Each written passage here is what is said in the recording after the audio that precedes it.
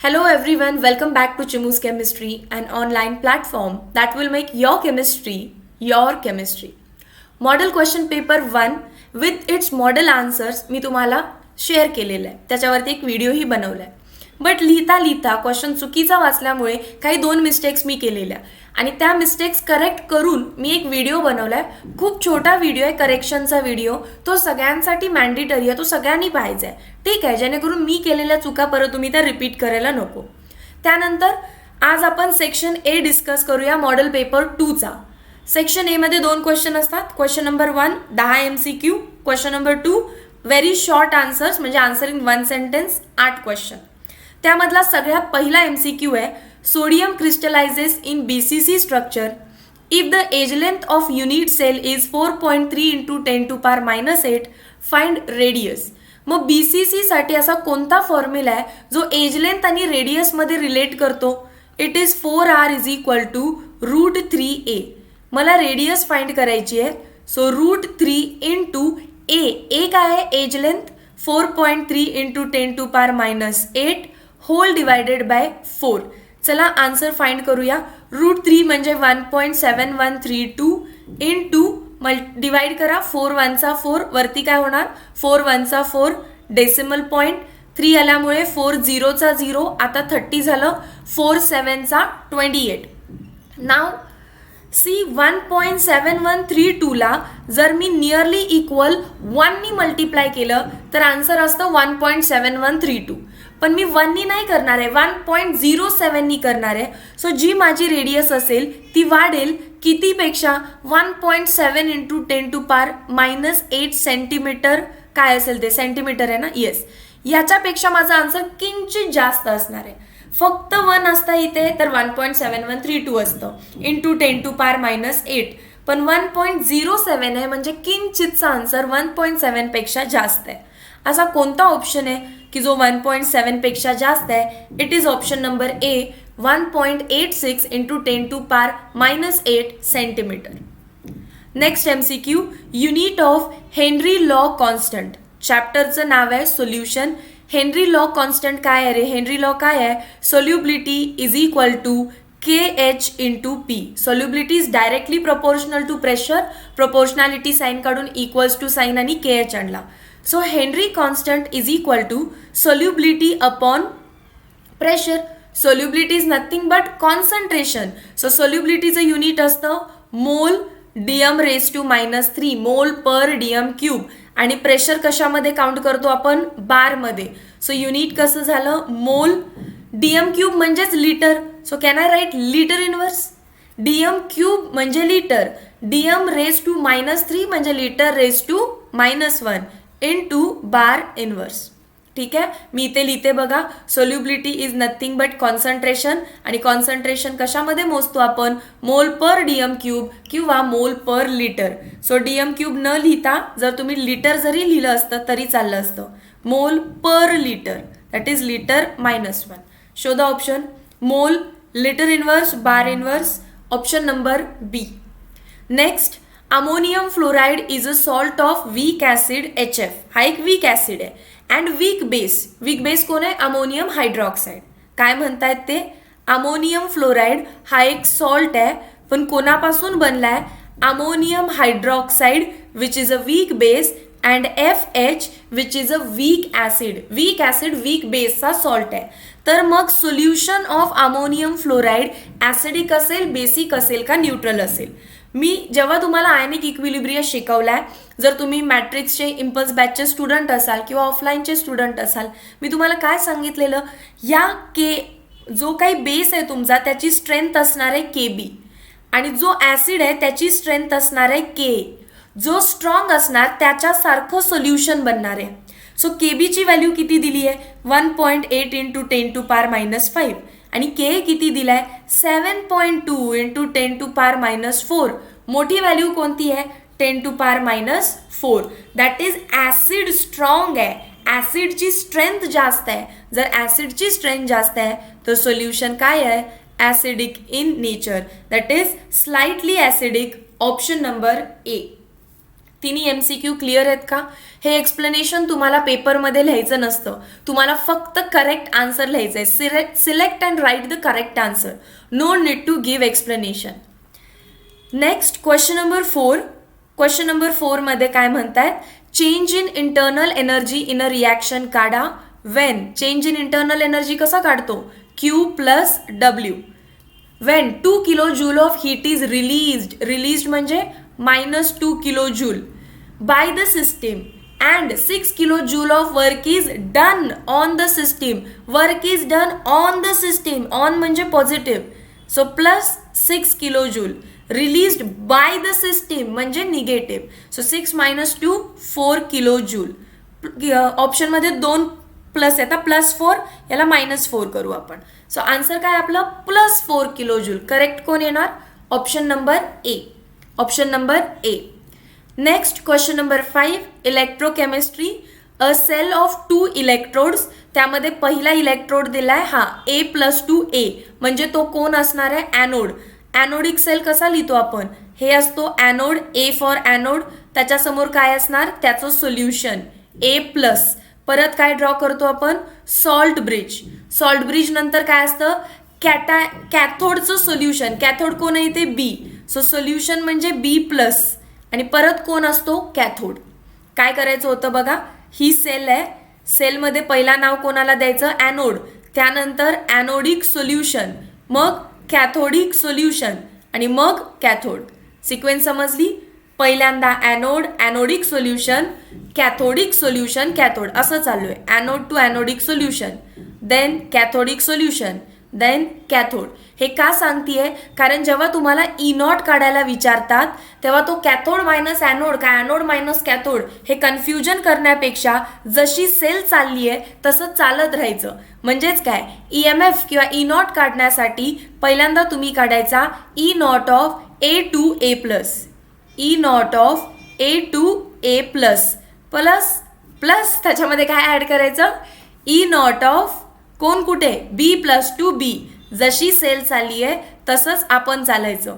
So आता A to A+ दिली आहे का व्हॅल्यू? नाही. A+2A दिली आहे. मला काय पाहिजे? A to A+.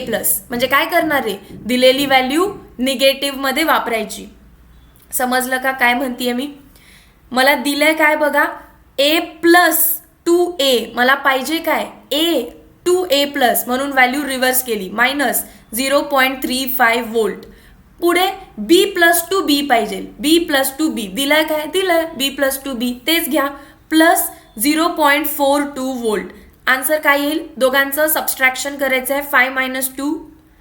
Okay, मोठ्यातून value minus करायचं. 5 6 7 8 9 10 11 12 7. So it is 0. 0.07.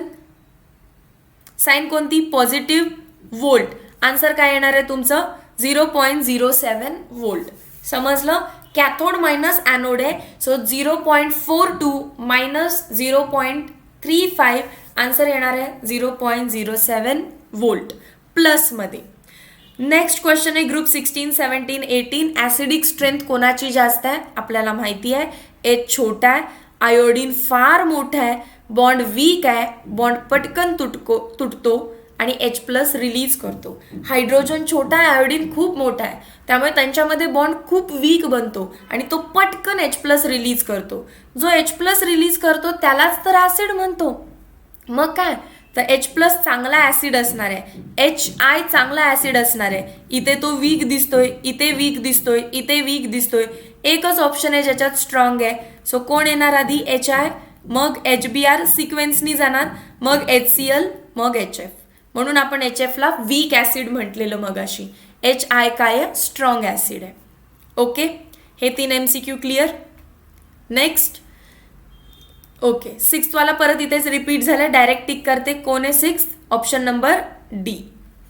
Next, atomic number of trans uranium. Uranium नंतरचे जे एलिमेंट्स येणार आहेत त्यांना आपण ट्रान्स युरॅनियम म्हणायचं आणि ते असतात आफ्टर 93 पासून कुठे 103 पर्यंत.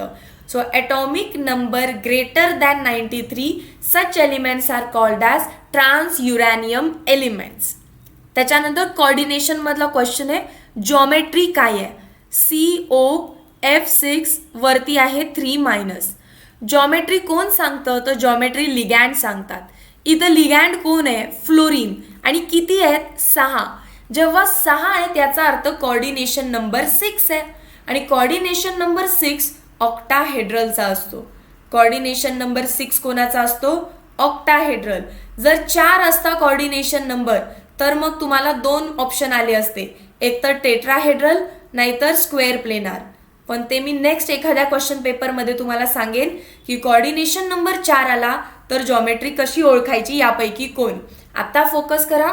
6 लिगॅन्ड आले किंवा कॉर्डिनेशन नंबर 6 आला तर जॉमेट्री काय असणार आहे? Octahedral.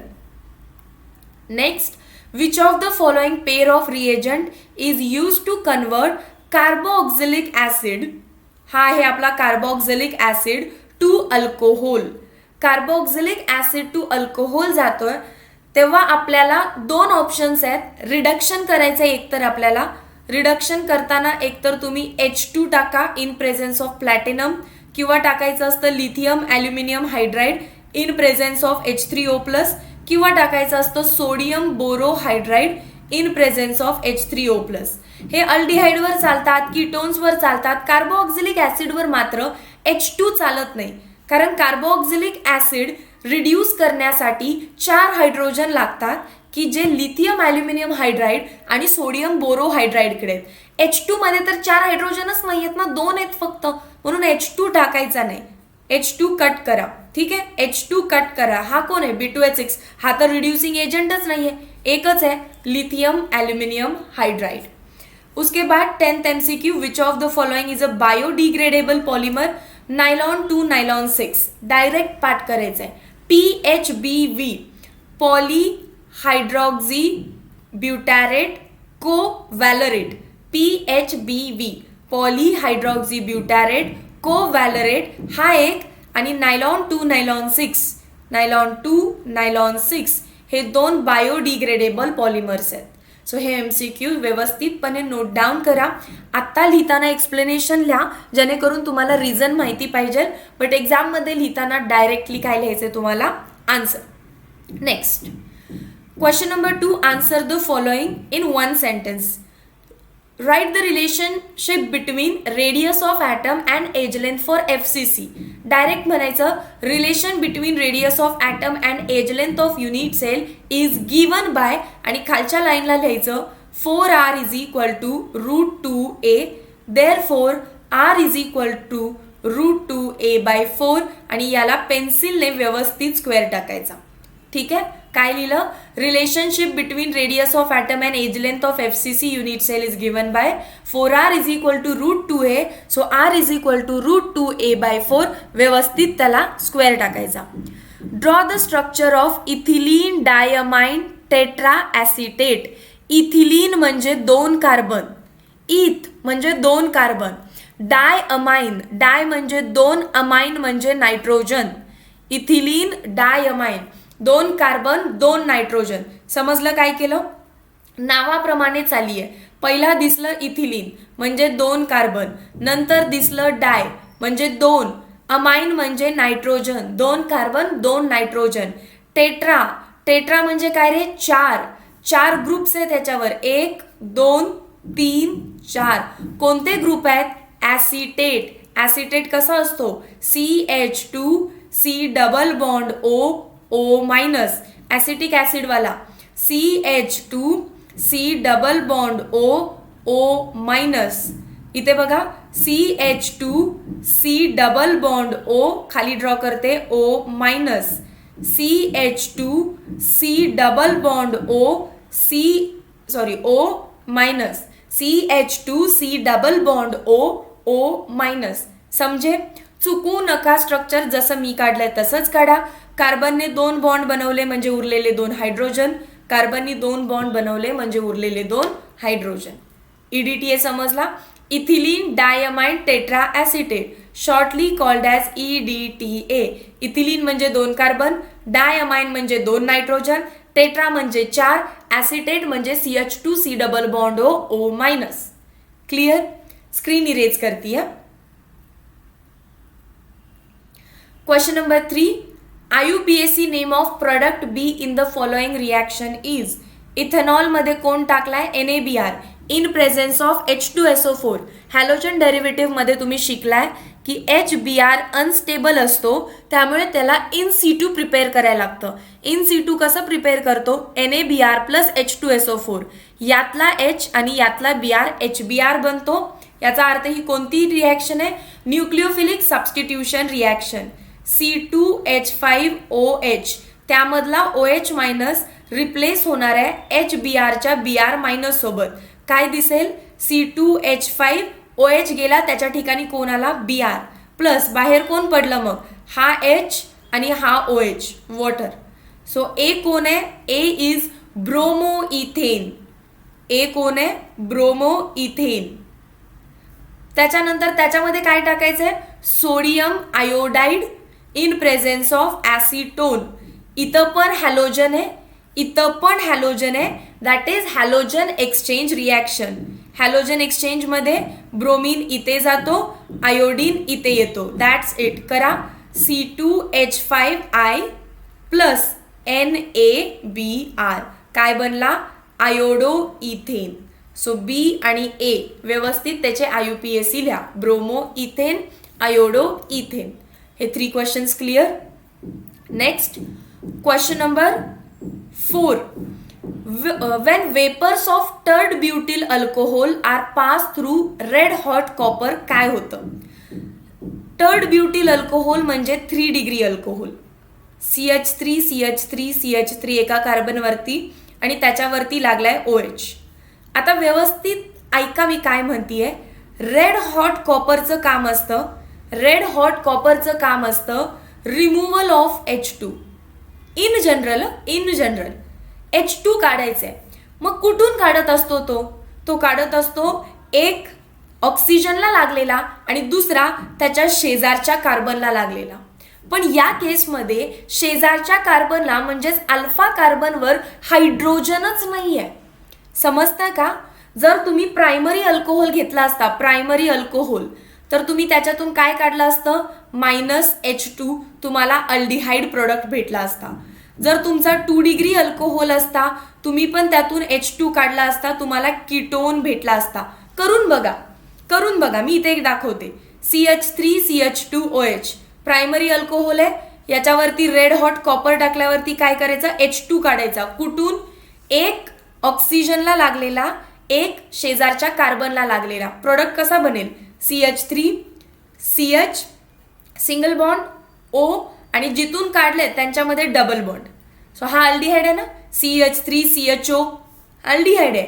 Primary alcohol red hot copper सोबत अल्डिहाइड देतात, सेकंडरी अल्कोहोल कीटोन देतात. पण टर्शरी अल्कोहोलकडे अल्फा हायड्रोजन नसल्यामुळे त्यातून H2 नाही रिमूव्ह होत. काय रिमूव्ह होतं? वॉटर. म्हणून हा क्वेश्चन इथे बनतोय. ठीक आहे. काय रिमूव्ह होणार आहे? H2 होणार आहे का 3 डिग्री मधून? नाही. काय? वॉटर. मग वॉटर कसा? OH इथून आणि H कुठून? बीटावरून. अल्फा कार्बनला लागलेला OH आणि बीटा कार्बनवरचा H रिमूव्ह करायचा. कसा दिसेल? CH3 C खाली CH3, इकडचा OH गेला, वरच्याचा हायड्रोजन गेला. काय दिसतील? CH2. ह्या दोघांच्या मध्ये डबल बॉन्ड. जिथून काढतायत तिथे डबल बॉन्ड. कोण बनलं हे? 2 मिथाइल प्रोपीन. 2 methyl propene. बघा नाव कसं देणार आहे तुम्ही याचं. डबल बॉन्डला फर्स्ट, मग इथे 2 मिथाइल प्रोपीन. समजलं? बाकीचा बेस बॅकग्राऊंड पण देते. रेड हॉट कॉपरचं काम आहे removal of H2. Primary secondary मधून काढतो. टर्शरी मध्ये हायड्रोजनच नाहीये, अल्फा हायड्रोजन, म्हणून तो वॉटर काढतो. अल्फावरून काढायचा OH आणि त्याच्या शेजारच्या कार्बनवरून काढायचा H. इथून पण चालला असता, इथून पण चालला असता. ठीक आहे. चलो स्क्रीनशॉट करा. 5 4 3 2 1. That's it. नेक्स्ट आहे draw the structure of alpha D glucopyranose. Gluco म्हणजे त्याच्यामध्ये 6 कार्बन असणार आहेत. पायरॅनोज हे नाव तेव्हा येतं जेव्हा तुमचा कंपाऊंड सायक्लिक आहे. मी डायरेक्ट स्ट्रक्चर दाखवते तुम्हाला. ठीक आहे. 6 मेंबर मी आधीच सांगितलेलं तुम्हाला, बरोबर. 6 कार्बन असणार आहेत, तर 6 मेंबरची रिंग ड्रॉ करा. 6 मेंबरची रिंग ड्रॉ करून हे विसरायचं नाही की या पोझिशनला ऑक्सिजन आहे. ठीक आहे. त्याच्यानंतर इथे बॉन्ड्स काढा असे सगळीकडे. आणि जेव्हा अल्फा म्हणतायत 6 कार्बन कुठे आहेत बघा. 1 carbon, 2 carbon, 3 carbon, 4 carbon, 5 carbon. Ma'am 6वा कुठे आहे? 6वा वरती आहे, CH2OH. 6 कार्बन दिसले सगळ्यांना. मी ग्रीन कलरने नंबरिंग पण करते. रिंगमध्ये 6वा नाहीये, रिंगच्या बाहेर आहे. 1 2 3 4 5 6. मग रिंगमध्ये कोण असतो? ऑक्सिजन. इथरल ऑक्सिजन म्हणायचं त्याला, इथरल ऑक्सिजन. हे झाले 6. आता जेव्हा अल्फा म्हणतायत ना तेव्हा 2 वेळा OH खाली असतो. इथे OH, मग वरती H. इथं पण खालीच OH, वरती H. आता उलट करा, वरती OH, खाली H. परत पलटी मारा, खाली OH, वरती H. काय केलं? अल्फा म्हटलं की इथे पण OH खाली, इथे पण OH खाली. नंतरच्या वेळी उलट पलटी केलं, OH वर. नंतरच्या वेळी परत OH खाली. आता काय झालं? इथे OH वरती गेलाय म्हणजे कोण असणार खाली? काहीच नाही, म्हणजे H आहे. इथे OH वरती आहे ना, सो H खाली आहे. This is your alpha D glucopyranose. Structure learn करा, पार्टच करायचे, ड्रॉ करून करून करून. ठीक आहे. चलो next question. State Raoult's law. Textbook open करा, चॅप्टर नंबर 2 सोल्युशन्स. सोल्युशन्समध्ये 2.5.1 रॉल्स लॉ. जे अंडरलाईन केलंय ते लिहायचंय. Partial vapour pressure of any volatile component of a solution is equal to. Partial vapour pressure कसं लिहितो आपण? P ने. ऑफ एनी कॉम्पोनंट, सोल्यूट असू दे नाही सॉल्वंट असू दे. सो हे असं लिहिलं. Give me a minute. Okay, ठीक आहे. So partial vapour pressure of any volatile component of a solution is given किंवा is equal to vapour pressure of pure component. Pure component कसा लिहितो? त्याच्या डोक्यावर नॉट, त्याच कॉम्पोनंटचं P1 nought multiplied by its mole fraction. Mole fraction कसा लिहितो आपण? झीटा ए.